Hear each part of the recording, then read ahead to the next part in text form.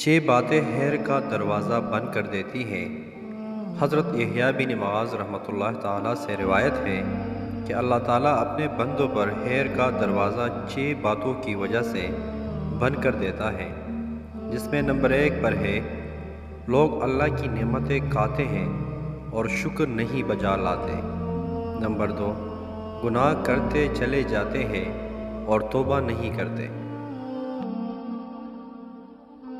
Number 3، جب کہ لوگ علم حاصل کرتے ہیں اور اس پر عمل نہیں کرتے۔